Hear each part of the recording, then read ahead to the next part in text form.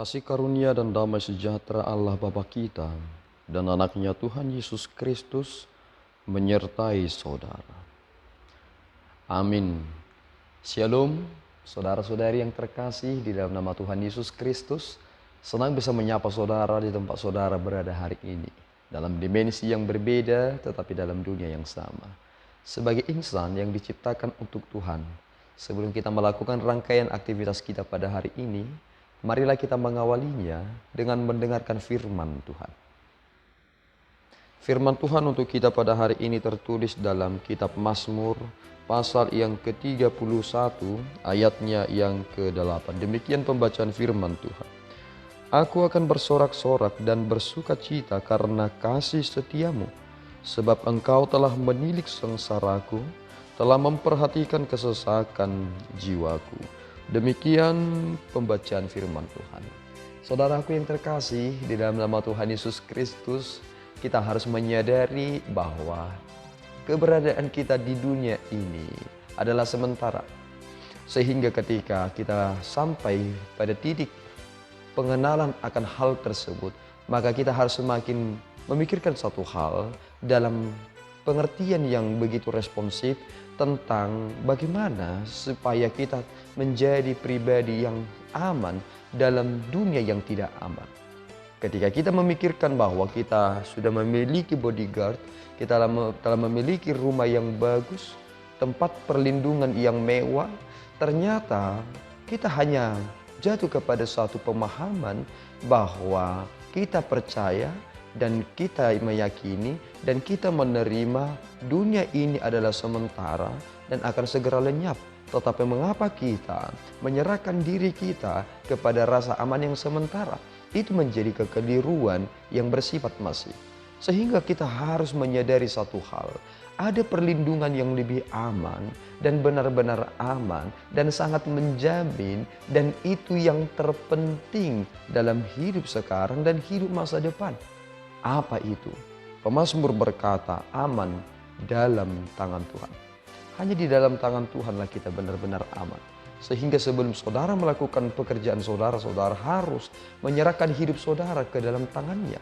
Mengapa? Karena otoritas akan kehidupan kita dan keberlangsungan kita ada di tangan Tuhan. Jika Tuhan mengizinkan segala sesuatunya terjadi, itu kehendak Bapa.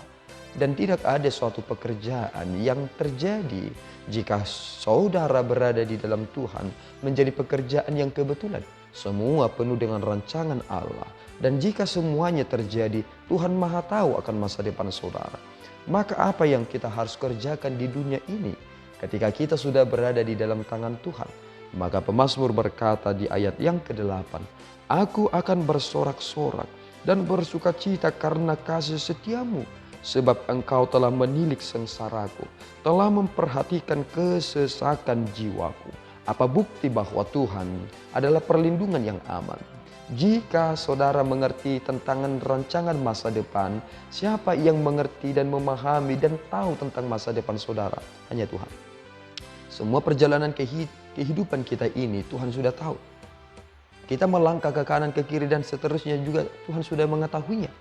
Dan jika Tuhan mengetahui akan masa depan kita, bukankah kita harus datang kepada sumber masa depan itu?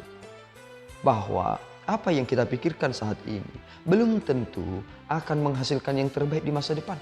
Rancangan kita memang penuh dengan pikiran-pikiran kita.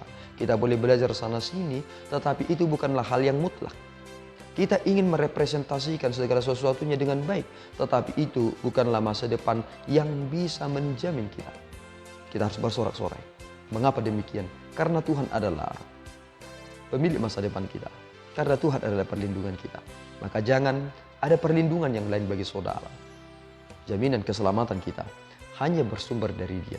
Dan rancangan keselamatan kita hanya bersumber dari Dia. Jika Tuhan merancangkan keselamatan dan jaminan keselamatan, mengapa saudara memikirkan hal-hal yang bersifat subjektif? Jika Tuhan telah menyatakan sesuatu hal yang sangat objektif, mengapa kita tidak bersandar kepadanya? Puji Tuhan dan tetaplah bersyukur dalam kesempatan yang baik ini. Tuhan Yesus memberkati kita berdua. Ya Allah Tuhan kami bersyukur atas berkat-Mu. Terima kasih Bapa atas perlindungan yang nyata yang telah Engkau nyatakan kepada kami. Bahwa perjalanan hidup kami hanya sementara. Dan Engkau yang tidak sementara melainkan kekal telah memahami dan memberikan pengertian kepada kami bahwa kami harus berserah diri kepadamu. Sehingga ketika kami berserah diri kepadamu, kami akan menerima sukacita yang besar dalam sorak-sorai kami. Terpuji namamu Bapa, dalam Kristus kami berdoa dan mengucap syukur.